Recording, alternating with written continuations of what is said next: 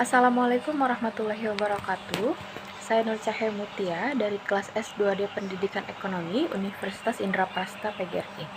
Di sini saya akan membawakan presentasi mengenai logika dalam filsafat untuk memenuhi tugas mata kuliah filsafat ilmu. Pengertian logika. Logika merupakan cabang filsafat yang bersifat praktis, berpangkal pada penalaran, dan sekaligus sebagai dasar filsafat dan sebagai sarana ilmu. Dengan fungsi sebagai dasar filsafat dan sarana ilmu, logika merupakan jembatan penghubung antara filsafat dan ilmu. Yang secara terminologis, logika didefinisikan teori tentang penyimpulan yang sah. Penyimpulan yang pada dasarnya bertitik tolak pada suatu pangkal pikir tertentu yang kemudian ditarik menjadi suatu kesimpulan. Sebagai ilmu, logika merupakan sebuah ilmu pengetahuan yang objek materialnya adalah berpikir dengan penalaran. Sementara objek formal logika adalah penalaran yang ditinjau dari segi ketepatannya. Filsafat adalah kajian terhadap kehidupan manusia dalam berbagai aspek secara mendasar. Logika adalah cara berpikir kritis dan berargumentasi dengan benar. Baik, di slide terakhir ada macam-macam dari logika. Yang pertama, logika dalam arti sempit. Dalam arti sempit, logika dipakai secara dengan logika deduktif atau logika informal, logika formal. Sedangkan dalam arti luas, pemakaiannya mencakup kesimpulan-kesimpulan dari berbagai bukti dan tentang bagaimana sistem penjelasan disusun dalam ilmu alam, serta meliputi pula pembahasan mengenai logika itu sendiri. Lalu yang kedua, ada logika filsafati dan matematik. Logika filsafati merupakan ragam logika yang punya hubungan erat dengan pembahasan dalam bidang filsafat, seperti logika kewajiban dengan etika atau logika arti dengan metafisika. Yang ketiga, ada logika formal atau minor dan material atau mayor.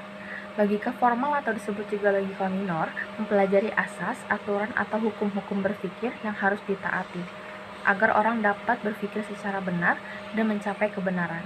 Sedangkan untuk logika material atau mayor mempelajari langsung pekerjaan akal serta menilai hasil-hasil logika formal serta mengujinya dengan kenyataan praktis yang sesungguhnya.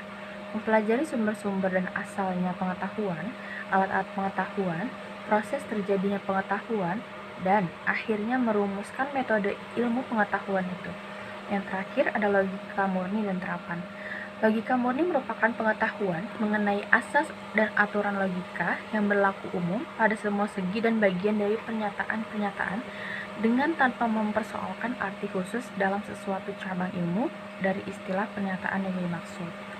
Sedangkan logika terapan adalah pengetahuan logika yang diterapkan dalam setiap cabang ilmu, bidang-bidang filsafat, dan juga dalam pembicaraan yang menggunakan bahasa sehari-hari. Selanjutnya ada dasar-dasar logika, yaitu terbagi dua, ada penalaran deduktif serta penalaran induktif. Untuk deduktif, merupakan proses nalar yang menarik kesimpulan yang bersifat khusus dari hal-hal yang bersifat umum. Nilai kebenaran dalam penalaran deduktif bersifat mutlak, benar atau salah, dan tidak keduanya bersama-sama. Contohnya, Hamdan suka mengkonsumsi makan bergizi. Orang yang suka mengkonsumsi makanan bergizi, tubuhnya sehat. Jadi kesimpulannya, Hamdan mempunyai tubuh yang sehat. Lalu ada penalaran induktif. Penalaran induktif merupakan proses penarikan kesimpulan dari hal yang bersifat khusus menjadi hal yang bersifat umum. Penalaran induktif ini biasanya mengambil kesimpulan dari premis umum seperti pengamatan, data, atau fakta, kemudian mengambil kesimpulan dengan spesifik atau hipotesis. Contohnya, hewan membutuhkan makanan. Premis kedua, tumbuhan membutuhkan makanan. Lalu premis ketiga, manusia membutuhkan makanan. Jadi kesimpulan dari ketiga premis tersebut adalah setiap makhluk hidup membutuhkan makanan. Selanjutnya, ada jenis-jenis dari logika. Ada logika alamiah dan logika ilmiah.